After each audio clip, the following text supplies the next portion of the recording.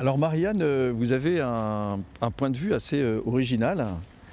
C'est que vous jugez que les énergies renouvelables devraient être une ressource stable pour les collectivités, un revenu stable. Est-ce que vous pouvez nous en parler? Écoutez, en tant qu'élu d'une collectivité, puis en tant qu'expert de développement durable auprès d'une collectivité également, j'ai eu l'occasion de constater que depuis quelques années, on est quand même pas mal en stress sur les ressources des collectivités, que ce soit les ressources fiscales, dont on voit bien qu'à un moment donné ça plafonne, ou les ressources via les dotations globales d'État. À chaque projet de loi de finances, c'est un petit peu la panique. Or, les énergies renouvelables, ça rapporte de l'argent. Et il se trouve qu'avec le déploiement territorial des énergies renouvelables, il y a une manne qui est à capter, notamment par les collectivités locales, parce qu'après tout, rien n'interdit à une collectivité locale de gagner de l'argent. Il y en a déjà pas mal qui le font via des sociétés d'économie mixte. Mais moi, il me semble que le potentiel de déploiement est tellement énorme que ça pourrait être une ressource stable et donner une sécurité budgétaire aux collectivités locales d'aujourd'hui à dans les prochaines décennies. Ça me paraît être vraiment important. Marianne, comment une ville comme Limoges, de façon très opérationnelle, accélère le développement des énergies renouvelables? Écoutez, on a créé par exemple un label qui s'appelle le label Limoges Durable. Alors c'est unique en Europe, ça n'existe nulle part ailleurs. C'est un ovni, c'est un label d'engagement qui est gratuit. On se retrouve tous là-dedans, à différents niveaux, avec différents degrés d'engagement, mais on tire un petit peu tous dans le même sens. Et ça permet à des gens de se rassembler, d'identifier des grands besoins, que ce soit des besoins par exemple sur le numérique, sur la sécurité hydrique, sur la sécurité électrique et énergétique, sur la sécurité alimentaire, sur l'inclusion, sur l'égalité homme-femme, sur plein de sujets. Et ça permet effectivement aux gens de se dire, ben voilà, qu'est-ce qu'on a à faire ensemble. Et ça permet surtout de créer des projets à impact et de faire les choses en grand. Combien de labels avez-vous délivré aujourd'hui? Aujourd'hui, on est à une 60aine de labels.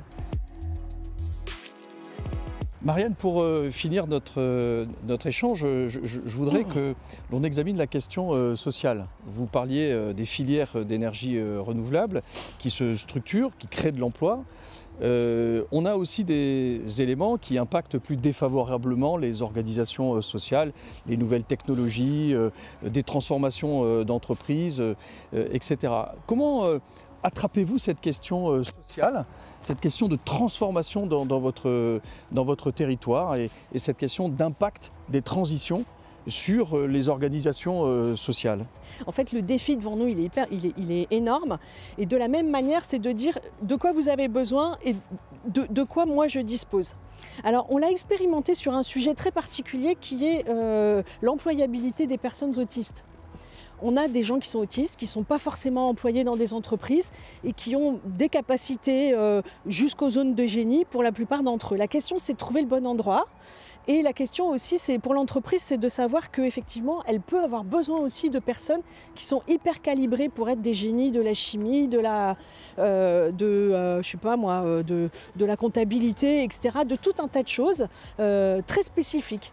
Et donc là, on est en train d'essayer de mobiliser tous les acteurs labellisés pour en faire un sujet mainstream, si j'ose dire, et faire en sorte que tout un chacun ait un niveau minimum de connaissance de la question de l'autisme pour qu'on puisse employer plus de personnes et qu'elles soient vraiment en situation de réussite.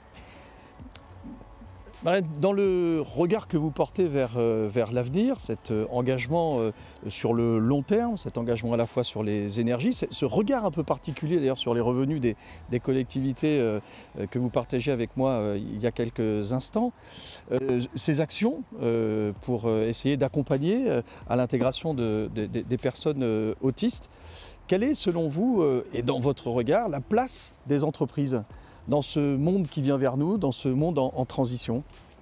C'est vrai que souvent, les collectivités, le politique a tendance à vouloir dicter sa loi à tout le monde et vouloir un petit peu tout régenter.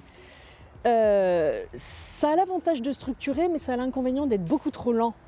Et en fait, la réussite vers la transition, c'est aussi la rapidité et la souplesse. Et la rapidité et la souplesse, ce n'est pas forcément les meilleurs atouts des collectivités. Donc on a besoin aussi du côté très réactif, les entrepreneuriales. Du côté entrepreneurial, énergie, innovation, pari fou même parfois. Et du coup, en fait, il se crée une synergie en fait, entre les uns et les autres. La stabilité des collectivités d'un côté et l'esprit d'entreprise de l'autre côté. Chacun bouscule l'autre. Et finalement, je crois que c'est ça qui va nous donner les clés pour avancer vers la transition. Finalement, le territoire, la stabilité et en même temps l'audace. Voilà les facteurs clés du succès, de notre avenir. Absolument. Merci beaucoup Merci. Marianne. À bientôt. Merci à vous.